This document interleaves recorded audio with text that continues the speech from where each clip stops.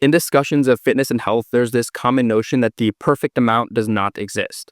While there is some truth to this, I'm here to offer a different outlook. The idea of the perfect amount not existing sustains that we are incapable of being so in tune with our bodies that we will not overshoot or undershoot the perfect amount of exercise, intensity, or duration. However, training for the purpose of improved mental health addresses this conundrum and highlights kind of a new way to look at it all. While we cannot become fully in tune with many aspects of our body, like our digestive system, for example, we can become fluent in the language of our mind.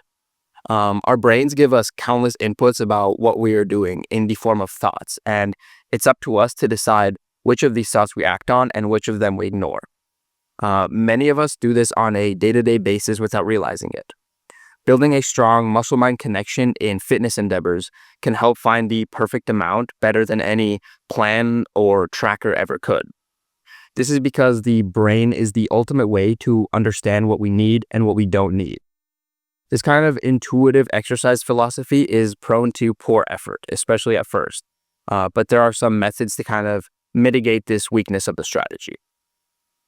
First and foremost comes the realization that being fit is not an all or nothing process. It's about consistency and stacking up the small daily wins that eventually will compound to form a bigger picture. Concepts like the 80-20 rule can help ensure the sustainability of habits and also grant some wiggle room to prevent burnout. Prioritizing consistency over extravagant, once every so often efforts comes back to finding the perfect amount because of its ability to break down the initial barriers of all or nothing and kind of allowing you to work on your mental health through fitness in a more fluid and kind of day-by-day state. Next, I kind of wanted to touch on remodeling the idea of giving 100%. While the phrase giving 100% has a very high intensity connotation, I like to add the statement of what you have at the end of it.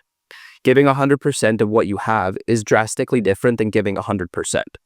It kind of acknowledges the existence of different states you can be in and opens the doors to introspection. Say perhaps that someone comes into a workout only having 40%. Their circumstances have made them sore, tired, and mentally drained.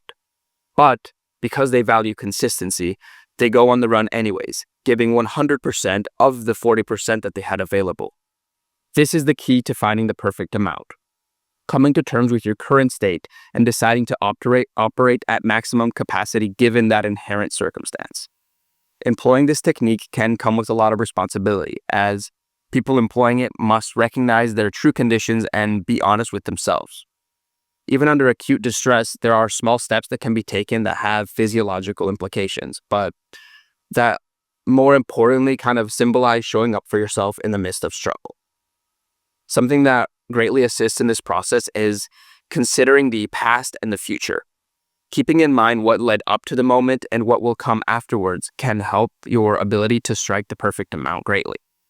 For example, if I'm exhausted from days of travel and I'm going on an intense hike with my friends in 2 days, I may decrease the repetitions or weight of my squat workout. It kind of keeping the past and future in mind informs my decision and keeps my cumulative benefit at the forefront of my priorities. I know that the things I'm saying are pretty kind of tedious and, kind of unpopular, but I believe that being able to recognize your limits and stay intentional in fitness is truly the key to a smooth process and positive outcomes at the end of the day. The lack of rigidity with this ideology is difficult to navigate, but in my opinion, worthwhile. I want to finish this by mentioning that the very foundation of this idea applies to the idea itself.